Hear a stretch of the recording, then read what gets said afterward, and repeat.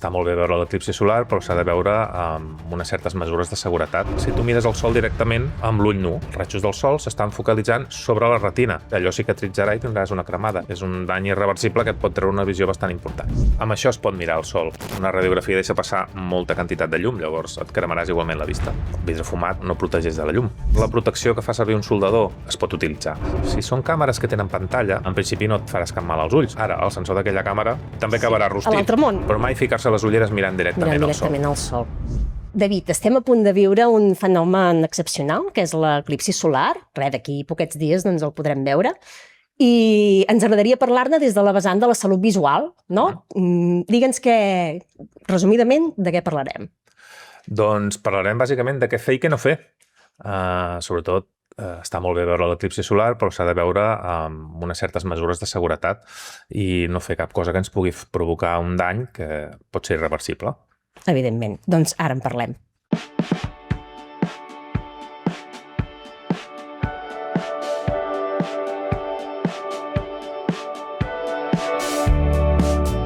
Primer de tot, per entrar en matèria i per posar-nos en situació. Què és un eclipsi solar? Ja ho hem vist a molts llocs, però resumidament, què és un eclipsi solar? Jo no sóc expert, no sóc físic, evidentment, però bueno, el que tothom sap... Introduïm el tema. Sí, el que tothom sap, doncs hi ha el Sol, llavors en la rotació que fa la Lluna al voltant de la Terra, doncs la Lluna es fica just davant del Sol i ens tapa la seva llum. La gràcia és que això passa molt de tant en tant, i també la gràcia que ens dona aquesta vegada és que és total, sobretot en una zona concreta d'Espanya que enganxa també una part de Catalunya. Aquesta és la gràcia més... Llavors ara ja aprofundim una mica més en el tema. Per què és perillós mirar el sol directament? Explica'ns el per què i quins danys pot provocar en l'ull. Sí, és molt fàcil. T'ho explicaré una cosa que jo feia de petit. Un exemple. Això és fantàstic. Si m'ho dius amb un exemple... Sí, que suposo que tothom més o menys ho ha fet. Ara te diré si ho he fet, perquè... Quan jo era petit i el típic que a vegades trobes alguna lupa o a casa algun avi o a vegades et regalen alguna lupa per un regal d'aquests així senzills, doncs el típic és agafar amb la lupa i amb la lupa amb un paper blanc agafaves i focalitzaves la llum del sol que donés just en el paper. I veies que al cap de poc començava a sortir un fumet i inclús, depèn de la potència que tingués aquella lupa, podies encendre el paper. Ostres, val. El que fa la lupa és concentrar els rajos del sol just en un punt. És el mateix que passa si tu mires el sol directament amb l'ull nu. El que passa és que els rajos del sol s'estan focalitzant sobre la retina i la retina en aquest cas faria de paper. Si tu ets capaç de, amb una lupa, encendre un paper, doncs el sol també et pot fer una cremada directament a la teva retina. I justament en la zona central de visió de la retina, que és la màcula. Llavors, si et fas una cremada allà, no hi ha marxa enrere, allò cicatritzarà i tindràs una cremada. I això es nota de seguida, el dany? No es nota de seguida, veuràs borrós, però després et quedarà la cicatriu. I això sí que no té marxa enrere. És un dany irreversible que et pot treure una visió bastant important. I així, doncs, per exemple, la gent que diu que no, jo ho miraré, doncs mira, amb unes ulleres de sol convencionals, les que fem servir de carrer normal, això serveix o no serveix? No serveix. Ja vam parlar una vegada en un podcast de les ulleres de sol, hi ha diferents graus, per dir-ho així, d'ulleres de sol, diferents categories, però cap d'aquestes categories està pensada per poder mirar el sol.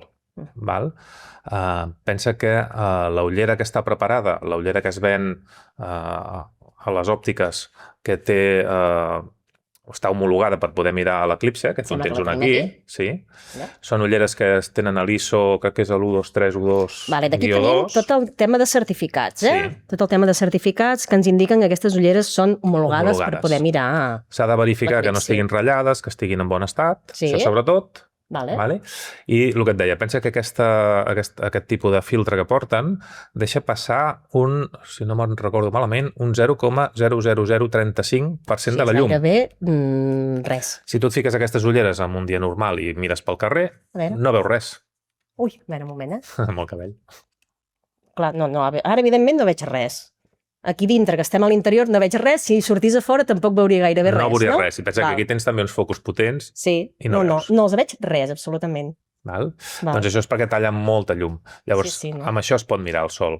Val. I una estona petita, no pots estar mirant el sol tot el dia. Val? No és allò de dir, O vaig sigui, mirar el l'estona sol, que duri l'eclipsi, no? Que em un sembla minutet, que serà 2 minutets Sí. i para de comptar. Val. Val? Val.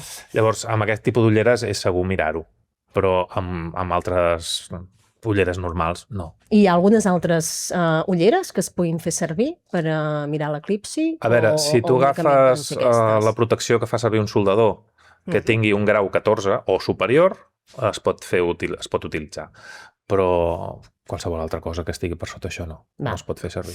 Ara anem perquè ara per les xarxes corre tanta desinformació i vull fer una mica de veritat o mite, que em diguis a veure si aquests objectes serveixen per poder mirar l'eclipsi amb seguretat.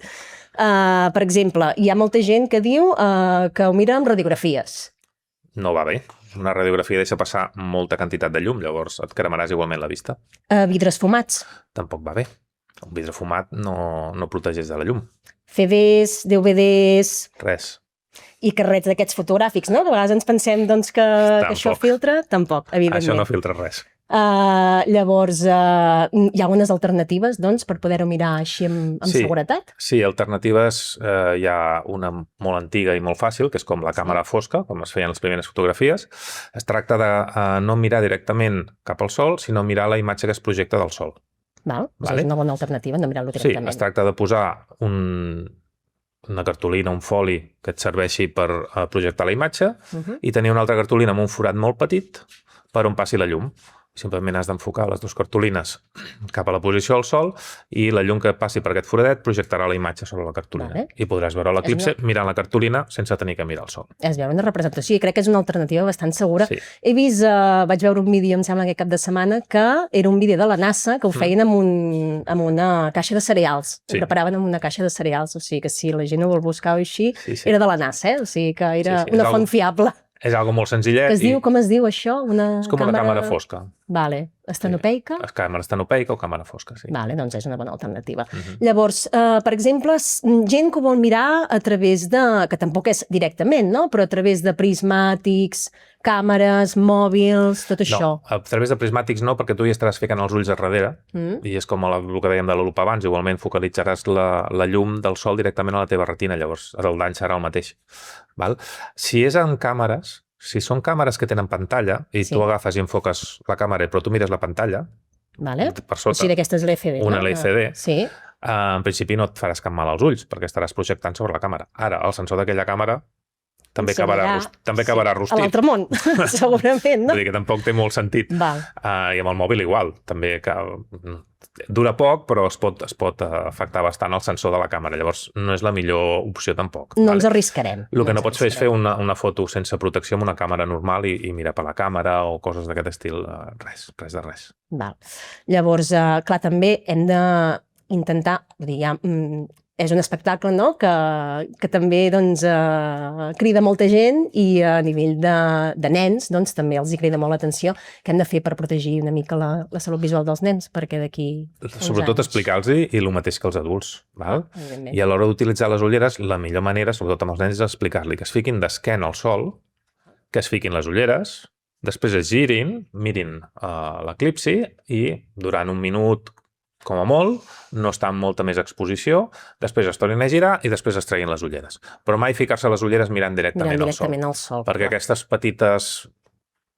petits segons en què estàs mirant el sol directament mentre et fiques les ulleres ja poden causar una mica de dany. I el millor exemple és el de l'adult, evidentment, o sigui que si ho fan els pares, els avis, els tiets, és igual, qui hi hagi, doncs el nen. La gràcia està que l'adult és adult i ha d'explicar, i ha de conscienciar el nen i ser responsable i ja està. Sí. Només ens queda alguns consells finals així. Què ens aconsellaries a la gent que volem anar a veure l'eclipsi?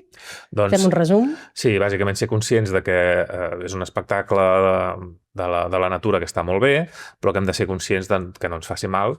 Llavors, prendre les mesures adequades, comprar ulleres certificades, proteccions certificades i utilitzar-les correctament. O fer servir les alternatives que hem comentat, d'aquestes de la càmera, fabricar una càmera estenopeica o càmera fosca i ja està. Tu aniràs a veure?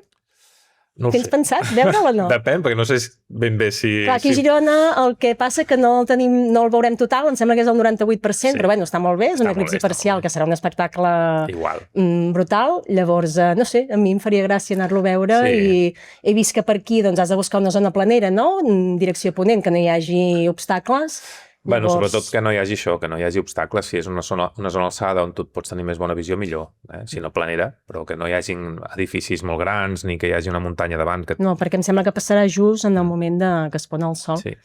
Molt bé. Doncs res, buscarem algun lloc, algun camp de per aquí. Sí, si no, Sant Miquel, aquí a Girona. Puges També, a Sant Miquel i ja una tindràs zona una bona visita. Molt bé.